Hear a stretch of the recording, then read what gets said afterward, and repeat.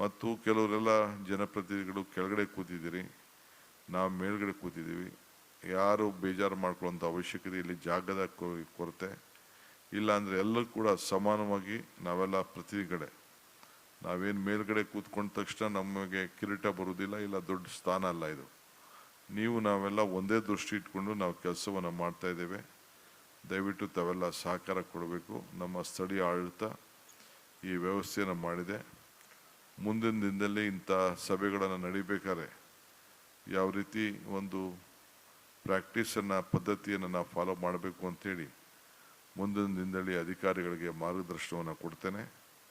So ನಿಮ್ಮನ್ನೆಲ್ಲ ಬೆಂಗಳೂರು ಕರೆದು ಚರ್ಚೆ ಮಾಡೋದು ಸರಿ ಇಲ್ಲ ಅಂಥೇಳಿ ಈಗ ನಾವು ಅಸೆಂಬ್ಲಿ ಕರೆದು ಚರ್ಚೆ ಮಾಡ್ಬೋದಾಗಿತ್ತು. SIR ನಡೀತಾ ಇದೆ. SIR ನಡೀತಾ ಇರಬೇಕಾದ್ರೆ ಕೇಂದ್ರ ಚುನಾವಣಾ ಆಯೋಗದವರು ತೀರ್ಮಾನ ಮಾಡೋದ್ರಿಂದ ನಿಮಗೆಲ್ಲ ಗೊಂದಲ ಆಗೋದು ಬೇಡ. ನಿಮ್ಮ ಕ್ಷೇತ್ರಗಳನ್ನು ಬಿಟ್ಟು ಕೆಲಸ ಮಾಡೋದು ಸರಿ ಇಲ್ಲ. ನಿಮ್ಮ ಮತದಾನದ ಹಕ್ಕನ್ನು ನಿಮ್ಮ ಮತದಾರರಿಗೆ ಉಳಿಸ್ಬೇಕು. ಆ ಮತದಾನದ ಹಕ್ಕಿಂದ ಅವರ ಬದುಕನ್ನು ಉಳಿಸ್ಬೇಕು ಅನ್ನೋ ದೃಷ್ಟಿಯಿಂದ ಇವತ್ತು ನಾವು ಇದು ಭಾಳ ಜವಾಬ್ದಾರಿ. ಅದಕ್ಕೋಸ್ಕರ ಅಸೆಂಬ್ಲಿ ಕೂಡ ನಾನು ಆಗಸ್ಟ್ನಲ್ಲಿ ನಡೆಸಲಿಕ್ಕೆ ತೀರ್ಮಾನವನ್ನು ನಾನೀಗಾಗಲೇ ಮಾಡಿದ್ದೇನೆ. ಸೊ ಇದಾದ ಮೇಲೆ ನಾವು ಕೆಲಸವನ್ನು ನಾವು ತೆಗೆದುಕೊಳ್ತೇವೆ. ಆದ್ದರಿಂದ ತಾವು ಕೂಡ ಇಲ್ಲಿ ರಾಜಕಾರಣ ಮುಖ್ಯ ಅಲ್ಲ, ಆದರೆ ಮತದಾನದ ಹಕ್ಕನ್ನು ಪ್ರತಿಯೊಬ್ಬ ನಾಗರಿಕರು ಕೂಡ ಯಾರು ಕೂಡ ಕಳ್ಕೊಳ್ಳದೆ ರೀತಿಯಲ್ಲಿ ನಾವು ನೋಡಬೇಕು. ಸರ್ಕಾರ ಅದಕ್ಕೆ ಬದ್ಧತೆ ಇದೆ.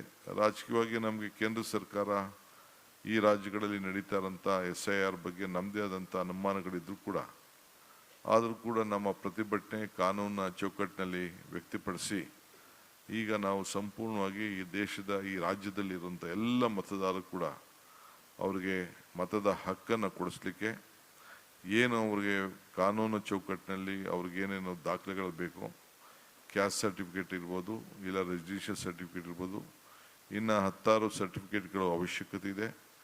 ಅದನ್ನು ಕೂಡ ಕೊಡಿಸ್ಲಿಕ್ಕೆ ಈಗಾಗಲೇ ನಾನು ಆದೇಶವನ್ನು ಕೊಟ್ಟಿದ್ದೇನೆ. ಸೊ ಅದರಿಂದ ನಾವು ರಾಜಕಾರಣ ಮುಂದಕ್ಕೆ ಇಟ್ಕೊಂಡು ರಾಜಕಾರಣನೇ ಮುಖ್ಯ ಅಂಥೇಳಿ ಈ ಕೆಲಸ ತೊಡಗಿಲ್ಲ. ಅಧಿಕಾರ ಬರ್ತದೆ, ಅಧಿಕಾರ ಹೋಗ್ತದೆ.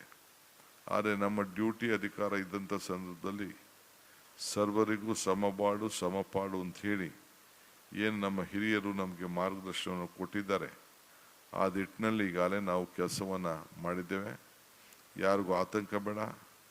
ಎಲ್ಲರೂ ಕೂಡ ಆಲ್ BLOಗಳು ಎಲ್ಲರೂ ಕೂಡ ಪ್ರತಿಯೊಬ್ಬರು ಕೂಡ ಅವ್ರವ್ರ ಮನೆಗೆ ಹೋಗಿ ಕೊಡಬೇಕು. ಕಾರ್ಯಕರ್ತರಿಗೆ ಒಂದು ಅವಕಾಶ ಇದೆ, BJPಗಿರ್ಬೋದು, ದಳದವ್ರಿಗಿರ್ಬೋದು, ಕಾಂಗ್ರೆಸ್ಸವ್ರಿಗಿರ್ಬೋದು ಒಂದು ಅವಕಾಶ ಇದೆ. ಆ ಫಾರಮನ್ನು ವಾಪಸ್ಸು BLO ಕೊಟ್ಟ ಮೇಲೆ ಕಲೆಕ್ಟ್ ಮಾಡಿಕೊಂಡು ಅವ್ರು ಬಂದು ಅವ್ರಿಗೆ ತಿಳುವಳಿಕೆ ಕೊಡುವಂಥ ಒಂದು ಅವಕಾಶ ಸಂವಿಧಾನದಲ್ಲೇ ಕಾನೂನು ಚೌಕಟ್ಟಿನಲ್ಲಿ ಕೊಟ್ಟಿದ್ದಾರೆ. ಆ ದೃಷ್ಟಿಯಿಂದ ಕೆಲವರಿಗೆ ಗೊಂದಲ ಕಾಣ್ತಾ ಇರ್ಬೋದು. ಯಾವ BLOಸ್ಗೆ ನಾನು ಈಗಾಗಲೇ ಮಾರ್ಗದರ್ಶನ ಕೊಟ್ಟಿದ್ದೇನೆ. ಕಂಪಲ್ಸರಿ 3 ಬಾರಿ ಯಾರೂ ಒಂದು ಮನೆಗೆ ಹೋಗಿ ಭೇಟಿಯನ್ನು ಕೊಟ್ಟು ಅವರಿಗೆ ತಿಳುವಳಿಕೆಯನ್ನು ಕೊಟ್ಟು ಜಾಗೃತಿ ಮೂಡಿಸಿ ಅವರ ಮತದಾನದ ಹಕ್ಕನ್ನು ಪಡ್ಕೊಳ್ಬೇಕು. ನಾನಿರ್ಬೋದು, ಚೀಫ್ ಸೆಕ್ರೆಟರಿ ಇರ್ಬೋದು, ಇಲ್ಲ ಇಲ್ಲಿರೋದು ಅಕ್ಕಪಕ್ಕದಲ್ಲಿರುವಂಥ ಎಲ್ಲ ಮಂತ್ರಿಗಳು, ಅಧಿಕಾರಿ ಇರ್ಬೋದು, ನಾವೆಲ್ಲ SIR ಫಾರಮ್ಗೆ ನಾವು ಅರ್ಜಿ ಹಾಕ್ಕೊಂಡು ನಾವೇ ಫಿಲ್ಲಪ್ ಮಾಡಿ ಕೊಟ್ಟರೆ ಮಾತ್ರ ನಮ್ಮ ಮತ ಉಳ್ಕೊಳ್ತದೆ ಹೊರತು ಇಲ್ಲ ಅಂದರೆ ನಮ್ಮ ಮತ ಉಳ್ಕೊಳ್ಳೋದಿಲ್ಲ. ಈ ಮತ ಇಲ್ಲ ಅಂದರೆ ಏನೇನು ಸಮಸ್ಯೆ ಆಗ್ತಾಯಿದೆ ಅಂತೇಳಿ ಈಗಾಗಲೇ ನೀವು ಬೇರೆ ಬೇರೆ ರಾಜ್ಯದಲ್ಲೆಲ್ಲ ಕೂಡ ತಾವೆಲ್ಲ ಗಮನಿಸಿದ್ದೀರಿ. ಫಸ್ಟು ನಮ್ಮ ನಾಡಿನ ಜನತೆಗೆ 4.5 ಕೋಟಿ ಈಗಾಗಲೇ ನಾವು ಸರ್ಟಿಫಿಕೇಟನ್ನು, ಕ್ಯಾಸ್ಟ್ ಸರ್ಟಿಫಿಕೇಟ್ಗಳನ್ನ ವಿವಿಧ ಹಂತದಲ್ಲಿ ಮೊದಲೆಲ್ಲ ಹಂಚಿದ್ದು ನಾವು. ಅದನ್ನು ಕೂಡ ನಾವು ಲಭ್ಯ ಮಾಡ್ಕೊಳ್ಳೋಂಥ ಕೆಲಸವನ್ನು ನಾವು ಮಾಡಿದ್ದೇವೆ. ಇದಾದಮೇಲೆ ರೆಸಿಡೆನ್ಷಿಯಲ್ ಸರ್ಟಿಫಿಕೇಟ್ಸು ಯಾರ್ಯಾರಿಗಿಲ್ಲ ಅದನ್ನು ಕೂಡ ಮಾಡ್ತಾಯಿದ್ದೇವೆ. ಕೆಲವರು ಟೀಕೆ ಮಾಡ್ಬೋದು, ಸರಿ ಇಲ್ಲ ಅಂತ ಹೇಳ್ಬೋದು, ಅಧಿಕಾರ ದುರುಪಯೋಗ ಮಾಡ್ತಾಯಿದ್ದೀವಿ ಅಂತ ವಿರೋಧ ಪಾರ್ಟಿಯವ್ರು ಹೇಳ್ಬೋದು. ನಾವು ಅದಕ್ಕೆ ಬೇಜಾರು ಮಾಡ್ಕೊಳ್ಳೋಂಥ ಪ್ರಶ್ನೆನೇ ಇಲ್ಲ.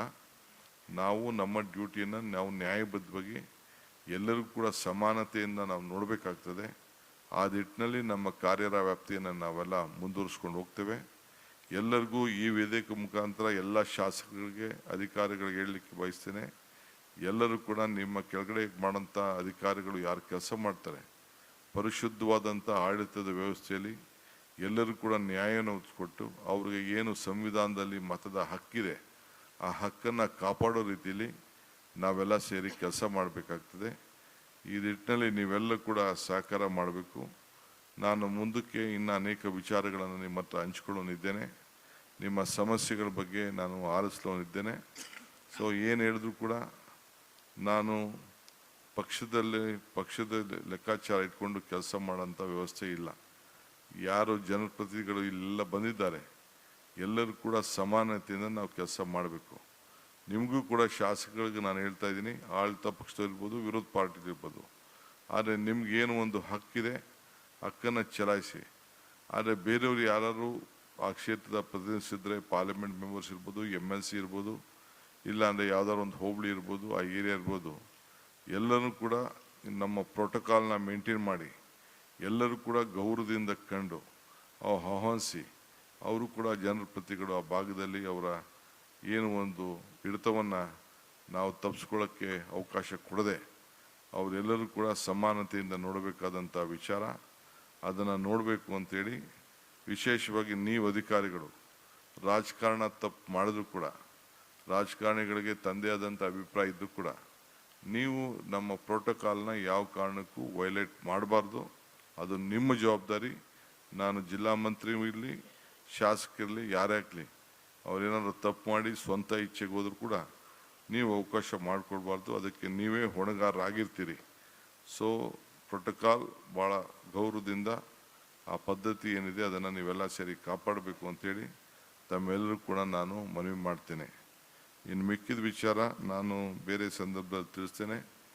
ನಾನು ಅಧಿಕಾರ ತೆಗೆದುಕೊಂಡ ಮೇಲೆ ತೆಗೆದುಕೊಂಡಂಥ ಹೊಸ ನಿರ್ಧಾರಗಳ ಬಗ್ಗೆ ನಿಮ್ಮ ಹತ್ರ ತಿಳಿಸ್ತೇನೆ. ಹಿಂದೆ ಸಿದ್ದರಾಮಯ್ಯನವ್ರ ಕಾಲದಲ್ಲಿ ಏನೇನು ತೀರ್ಮಾನಗಳನ್ನು ನಾವು ಮಾಡಿದ್ದೋ ಅವೆಲ್ಲ ಕೂಡ ಖಂಡಿತ ಮುಂದುವರಿತದೆ. ನಮ್ಮದು ಕಂಟಿನ್ಯೂಡ್ ಗೌರ್ಮೆಂಟು, ಇದು ಒಂದು ಪಕ್ಷದ ಆಡಳಿತ ಮಾಡ್ತಾ ಇರೋದು, ಒಟ್ಟು ಕೆಲಸ ಮಾಡ್ಕೊಂಡು ಹೋಗಿದ್ದೇವೆ. ಮುಂದಕ್ಕೂ ಕೂಡ ಅದೇ ದೃಷ್ಟಿಯಲ್ಲಿ ನಾವು ಕೆಲಸ ಮಾಡ್ಕೊಂಡು ಹೋಗ್ತೇವೆ. ತಾವೆಲ್ಲ ಇಷ್ಟು ದೊಡ್ಡ ಸಂಖ್ಯೆಯಲ್ಲಿ ನನ್ನ ಅಧಿಕಾರಿ ಮಿತ್ರರು ಮತ್ತು ಎಲ್ಲ ಜನಪ್ರತಿನಿಧಿಗಳು, ವಿಶೇಷವಾಗಿ ಎಲ್ಲ ಲೋಕಸಭಾ ಸದಸ್ಯರು, ರಾಜ್ಯಸಭಾ ಸದಸ್ಯರು, ವಿಧಾನಸಭೆ, ವಿಧಾನ ಪರಿಷತ್ತಿನ ಸದಸ್ಯರು ಮತ್ತೊಮ್ಮೆ ತಾವೆಲ್ಲ ಬಂದು ಈ ಕಾರ್ಯಕ್ರಮದಲ್ಲಿ ಪಾಲ್ಗೊಂಡದಕ್ಕೆ ನಿಮ್ಮ ಸಲಹೆಗಳನ್ನು ವೀಕ್ಷಣೆ ಮಾಡ್ತೀನಿ. ಪರಿಶೀಲನೆ ಮಾಡೋಣ. ಒಬ್ಬೊಬ್ಬರು ಮಾತಾಡಿರೋರೇ ಯಾರು ಮಾತಾಡೋಕ್ಕೆ ಹೋಗ್ಬಿಡಿ.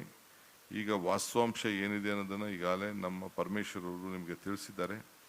ರೆವಿನ್ಯೂ ಸೆಕ್ರೆಟರಿ ತಾವಿದ್ದರೆ ಇಲ್ಲಿ ಬಂದು ಒಂದೆರಡು ನಿಮಿಷ ಬಂದು ಏನು ವಿಚಾರ ಇದೆ ಅಂತೇಳಿ ತಮಗಿರುವಂಥ ಮಾಹಿತಿಯನ್ನು ಈ ಮಳೆ ವಿಚಾರದಲ್ಲಿ ಮತ್ತು ಬಿತ್ತನೆಗೆ ನಾವೇನು ಸಿದ್ಧತೆಯನ್ನು ಮಾಡ್ಕೊಂಡಿದ್ದೀವಿ ಅಂಥೇಳಿ ನೀವು ಬಂದು ಇಲ್ಲಿ ಬಂದು ವೇದಿಕೆ ಮೇಲೆ ಸ್ವಲ್ಪ ತಿಳಿಸ್ಬಿಟ್ಟು ಯಾರು ಅಧಿಕಾರಿ ಇದ್ದಾರೆ ಇದಕ್ಕೆ ಸಂಬಂಧಪಟ್ಟವರು